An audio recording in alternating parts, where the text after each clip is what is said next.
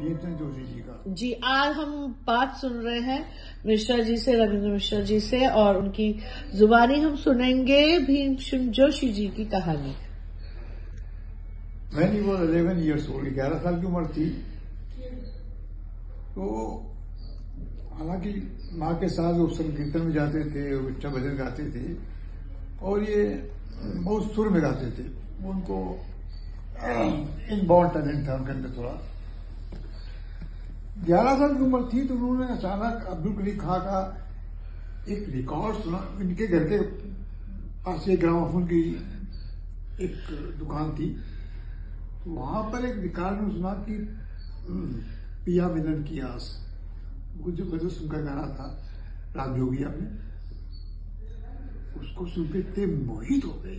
11 साल की उम्र में बोले कि हम भी मतलब ऐसे उस्ताद बनेंगे। और ये सुनके वो इनका क्या, रात को सोचते रहे, सुबह अर्ली मॉर्निंग घर से भाग गए। ये ran away from the house, और इन्होंने बिना टिकट ट्रेन में बैठ गए। पैसा कुछ था नहीं इनके पास, बिना टिकट अब चेकिंग नहीं जो भी हुई, पूना पहुंच गए। धारवाड़ घटक से पूना पहुंच गए। पूना में इनका था कि गुरु की खोज, हमको ये गाना सीखना। ये यहाँ वहां भागते रहे। 11 साल बच्चा, कोई सीसी लेते ही नहीं था उसको। कहीं हमको कोई ऐसा गुरु बता दो, हम गाना सीखना चाहते हैं, तो कहना भैया लोग कहते किसी ने को ठीक से गाइड नहीं किया, कुछ नहीं किया। बहुत परेशान हो गए। कहीं पेट शाम सो जाए, खाना 3-4 दिन को मिले ही नहीं खाने को। तो कोई मिला, उसने कहा तू गाना सीखना, तो यहाँ तुम क्या कर रहे हो? तू चलेगा ग्वालियर। अच्छा। वहां पर उस्ताद हाफिज अली खां हैं, जो कि सिंधिया के दरबार में हैं। उनसे जाकर मिलो कि कोई हो। फिर बिना टिकट बैठ गए, कर रास्ते में पकड़ गए। तो टीटी से बोला वहां पर कुछ भी नहीं है ऐसा है। तो कहा वहां पर क्या, अगर हम विठ्ठल भजन गा सकते हैं। तो वो भी मराठी था, वो टिकट करते गाया, और सुन के बड़ा मोहित हो गया। तो उसने इनको छोड़ दिया, ना सिर्फ छोड़ दिया, उसने इनको प्लेटफॉर्म के बाहर भी निकलवा दिया, स्टेशन के बाहर। पता लगा लोग ये पहुंच गए वहां पर। हाफिज अली खान ने जब इनको देखा, बोला कि हमको तो ये सीखना है क्लासिकल शास्त्रीय म्यूजिक। कल मेरे पास तो टाइम है नहीं, यहाँ पर माधव संगीत विद्यालय है, तुम्हारा मैं वहां बोल दूंगा। तो वहां पर राजा भैया पूज वाले सिखाते हैं, वो टीचर है वहां पर। ठीक है, चले गए। सबसे बड़ी चीज थी, माधव संगीत विद्यालय में दोपहर का खाना फ्री मिलता था। मतलब तो इनकी तो खुद कई दिनों से ये भूखे थे, खाना नहीं मिला था। तो खाना दे करके बड़े खुश हुए कि हाँ, तो खाना भी मिलता है फ्री। राघव भैया पूछ वाले बहुत बड़े, बहुत गुणी थे, लेकिन उस क्लास में 20-25 बच्चे सीखते थे। तो इनको जो ये सीखना चाहते ये इनको नहीं मिल रहा था। सॉरी, एक आक्रमण का कॉल है। हाँ हाँ बिल्कुल, प्लीज। हेलो, आदाब। सीखा, फिर हाफिज अली के पास पहुंच गए। जो गाना मैं सीखना चाहता हूँ वो तो वहां सिखा दे रहे हो, तो हम बच्चों को सिखा रहे हैं। तो कहले क्या, अगर हमको तो कोई ऐसा जो हम चाहते हैं हमको वो सिखाइए, और कोई हमको अकेले सिखाए। इतना छोटा बच्चा है बोल रहा। उन्होंने कहा ऐसा करो, तुम खड़गपुर चले जाओ। अच्छा। खड़गपुर में एक हमारे शिष्य हैं, वहां पर म्यूजिक के वो हैं, उनका पता नहीं कि बंगाली नाम तो भूल रहा हूँ। तो ये फिर बिना टिकट बैठ गए। नहीं, उन्होंने 50 रुपए दिए इनको। अच्छा। उस जमाने में तो इन्होंने टिकट नहीं ली, 50 रुपए रख लिए। अच्छा। और ये वहां से किसी तरीके से पहुंच गए खड़गपुर। ये उनसे जाकर मिले तो उन्होंने बात रख लिया। भाई हाफिज कहाँ की चिट्ठी लेके गए थी, भाई ये बच्चा है, ये बहुत ज्यादा उस संगीत में इसका मन है तो उसको, लेकिन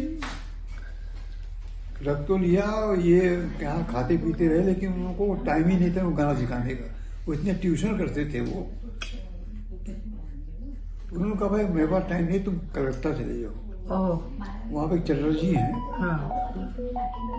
वहां चले गए। चटर्जी ने को देखा, चलो घर का काम करवाना, सब्जी ले आओ, ये करो वो करो, सिखाया कुछ। वो फिल्म के अंदर फिल्म जुड़े हुए थे वहां पर। उन्होंने कहा भाई मेरे पास तो टाइम नहीं है। उन्होंने इनको कुछ पैसा दिया कि तुम अब घर चले जाओ। तो ये वहां से वापस चले तो किसी ने इनको बोला बीच में कि ये दिल्ली में आए, बोले कि ये दिल्ली में उस्ताद चांद खां हैं, तो उनसे सीखो। दिल्ली घराने के एक बार कहा के फादर, कुछ दुबला पतला है, तुम्हारे बस का गाना बना नहीं है, बड़ी वो चाहिए, कुछ खा पी अपना सही बनाओ। उनको बता दिया अपने से। उन्होंने सोचा चलो अपने, अच्छा घर वालों को पता नहीं कहाँ चले गए, तो इनका मन हुआ ना फिर वापस जाते घर। तो उनको किसी ने कहा कि नहीं, रामपुर में उस्ताद क्या नाम था उनका,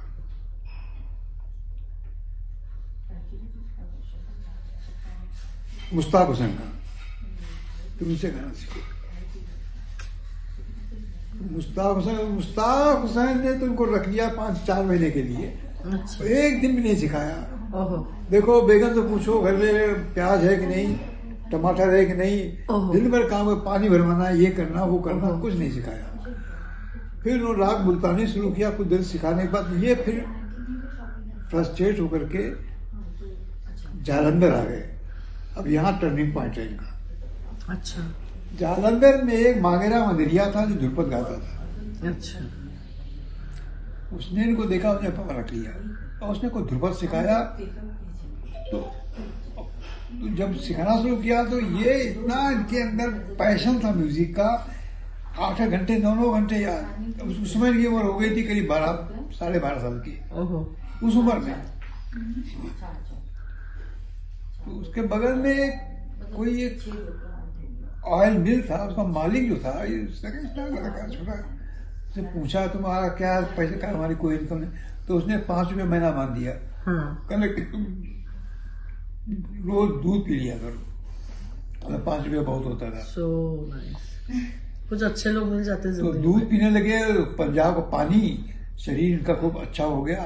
तो वहाँ हरवल्लभ संगीत सम्मेलन बहुत बड़ा होता था। तो वहां पर विनायक राव पटवर्धन और नारायण व्यास आए हुए थे। उनसे कहा कि भाई महाराष्ट्र का बच्चा है, कहने उसका तो ऐसा, तो कहा हाँ लाओ तुम दिखाओ कौन है वो। इनको ले जाकर मिलवाया उनसे। उन्होंने सुना, कहने कि तुम यहाँ इतना अच्छा तुम्हारा गलाई ये सब, तुम यहाँ क्या कर रहे हो? सवाई गंधर्व तुम्हारे वहां पर है, इतने बड़े गायक। तो सवाई गंधर्व पूना से वहां आ गए थे। अच्छा। सवाई गंधर्व के पास पहुंच गए। सवाई गंधर्व ने भी इनको जहां पर थे वहां पानी जो था पीने वाला नहीं थे, पीने वाला पानी काफी दूर था। तो रोज 1 बाल्टी पानी भर के लाना और ये करना।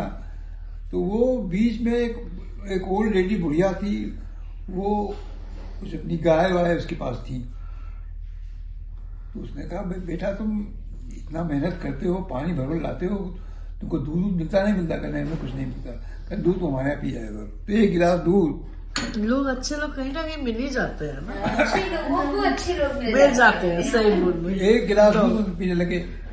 सवाई गंधर्व ने फिर इनको बहुत समय के बाद वही मुल्तानी जो उन्होंने सीधा रामपुर में उसी शुरू किया। अब देखिए टर्निंग पॉइंट क्या है। रियाज 12 घंटे 13 घंटे 14 घंटे, तब तो 15-16 साल की उम्र हो गई थी। इत्तेफाक से सवाई गंधर्व के नाम से एक फेस्टिवल होता था पूना में। हाँ, अभी भी होता है। तो उसमें सवाई गंधर्व नहीं पहुंच पाए, बीमार पड़ गए थे। ये 16 साल के थे, ये पहुंचे हुए थे। अरे वाह। तो क्या क्या करें, उनका एक शिष्य है, आप उसको सुन लीजिए। तो इन्होंने वो राग गाया जो उन्होंने अपने गुरु से सीखा नहीं था, मियाँ की मल्हार। अच्छा। वो मियाँ की मल्हार जो उन्होंने गाया है वहाँ लोग बताते हैं पूरा स्टेडियम हिल गया, एक बुलंद आवाज, तैयारी, तो ऐसा जबरदस्त। वहां के लोग इतने हिप्नोटाइज कर लिया टोटल, और एकदम इनको जो है पूना रेडियो में इनको जॉब मिल गया। जब इनको नौकरी मिल गई वो सब कुछ हो गया, बाद में ये बम्बई में गए तो वहां पर पूरा वादी गाई थी। रसूलन बाई आई हुई थी, सिद्धेश्वरी देवी जी थी, बड़ी मोती बाई, वो तो गाने ही अलग बिल्कुल है, ठुमरी का। तो ये जो सुना का नहीं तो हमको, ये हमको आते ही नहीं। इन्होंने रिजाइन किया और रिजाइन करके ये आ गए लखनऊ। अब देखिए ये बेगम अख्तर मिलने, बेगम अख्तर जो थी उसमें ऑल इंडिया रेडियो में उनकी रिकॉर्डिंग चल रही थी, नीचे बैठ गए, वो चौड़ा पैजामा पहने हुए जैसे कपड़े में खोदा। वो बड़ी मजाकिया थी मुझे बेगम अख्तर। तो वो नीचे आई तो कहा कि आपसे मिलना चाहते बहुत, कहते कुछ गाते वाते हो तो थोड़ा बहुत कर सुनाओ। इन्होंने वही अपना जोगिया, वो बोली कि भाई मैं तुमको क्या सिखाऊं, तुम तो खुद सीखे हुए हो, और तुम्हें काम को यहाँ शंभू महाराज ही रहते हैं, ठुमरी सीखा तो उनके पास चले जाओ। ये शंभू महाराज जी के पास पहुंच गए। शंभू महाराज जी बहुत छगाते थे। शंभू महाराज जी के इतने बड़े भक्त हो गए, धीमे धीमे शंभू महाराज जी को पीना सिखा दिया। और पीना उसका स्वाद लगा, फिर स्वाद इनका को गया ही नहीं।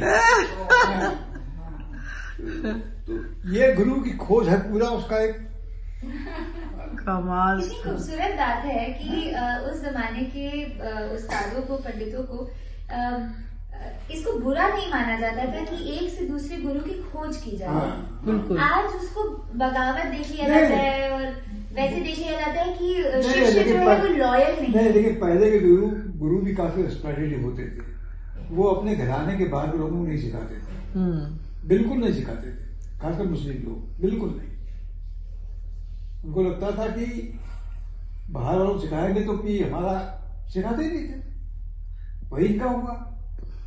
किसी भी तमाम मुस्लिम उस्तादों के पास गए, किसी ने नहीं सिखाया इनको। आखिरी में सवाई अंदर जो कुछ भी मिला इनको, फिर इन्होंने भी किसी ने नहीं सिखाया। पर कृष्णा जी, आपने इतने लोगों के ऊपर अध्ययन किया है, आपको ऐसा लगता है कि जो महान गायक या महान संगीतज्ञ हमारे यहाँ के हुए हैं, उनमें से जो लोग एक गुरु के पास टिक के सीखे हैं, उनमें एक रंग रहा, और जो लोग इस तरह से भटके हैं, बड़ी मशक्कतों के बाद उनको सही गुरु मिला, उनमें कई रंग आए और वो बड़ी वर्सेटाइल हो गए। वर्सेटाइल हो गए। अब इनको ले लीजिए ना, भीम जोशी वर्सेटाइल हो गए ना काफी।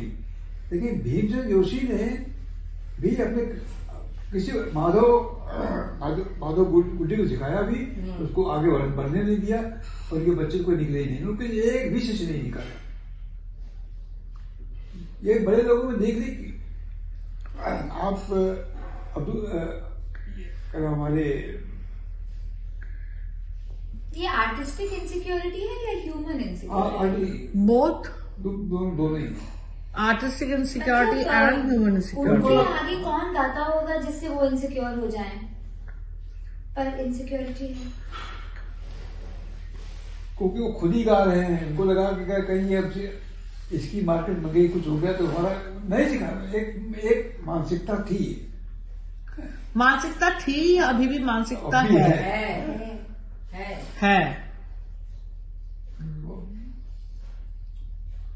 क्योंकि जब हम किसी एक आर्टिस्ट को इतना ग्लोरीफाई करते हैं, मतलब उनका जोगिया, आपने सिर्फ बोला कि उनका जोगिया, मुझे गूज़बम्स हो गए। क्योंकि ऐसा लेजेंडरी है। मगर एक उस आर्टिस्ट का ह्यूमन साइड भी है जिसमें फ्लॉज होंगे, जिसमें कि इनसिक्योरिटीज होंगी, पर हम उसको उसके बारे में सुनना नहीं चाहते, क्योंकि हमें लगता है कि एक इंसान है, उसका वर्शिप तभी कर सकते हो जब वो परफेक्ट हो। What my mother told me इस फील्ड में रहते समय, कि आप आर्टिस्ट की पूजा करो. When he is an artist, he is God for you. But when you see the human side, then forget him. कि इंसान ही है हम लोग. पर जब हम कला करते हैं, शायद हम उस लेवल, स्पिरिचुअल लेवल पे वो आर्टिस्ट पहुंच जाता है. पर जब फिर से एक ह्यूमन ग्राउंड पे आते हैं, सो वो सारी फ्लॉज आती है. So she told me to look at the artist side and worship him और हर लाइक गॉड. बट आप ह्यूमन साइड को देख रहे हो तो बाहर निकल जाओ. So that was the advice I got from my mom. किसी भी फिल्म ले लीजिए कि कितने शिष्य किसने निकाले हैं, आप देख लीजिए. अब वोकल ले लीजिए, अगर शिष्य निकले कुछ एक दो, जसराज जी के निकले हैं, एक अभियंकर है, एक दो लोग हो रहे हैं. बीपी जोशी का कोई शिष्य नहीं निकला. बलकाजुर मंसूर जितने थे उनका सिर्फ लड़का ही और एक भी शिष्य. और जितने भी लोग गाते हैं वहां पर, ये सब आपके इनकी जो आपने बात की वहां पर वेंकटेश कुमार जी, उनके गाना पूरा का पूरा देखिए, रिफ्लेक्शन दिखाई पड़ेगा विपिन जोशी का. वो उन्होंने उनके कैसे रिकॉर्ड, उनके गाने का टैलेंट था, अपने गाने को उन्होंने डेवलप किया है. वही जयतीर्थ का भी वैसे ही बिल्कुल वहां पर है. और आपके जो ये थे हमारे बहुत बड़े गायक जो इंदौर के क्या नाम, अरे भाई बहुत बड़े गायक नाम भूल रहे. देखिए इंदौर से कौन है? कुमार गंधर? नहीं, वो तो नासिक था. नहीं अभी याद आ जाएगा वो. जी जी. कुमार गंधर्व जी का देखिए तो कुमार गंधर्व जी ने सिर्फ गंधर्व महाविद्यालय के सिवाय कि मधुप को थोड़ा दिया उन्होंने और अपने लड़के को दिया. तो लड़का तो बहुत ही अच्छा गाता था. बाद में तो उसकी सब क्या हुआ उनको?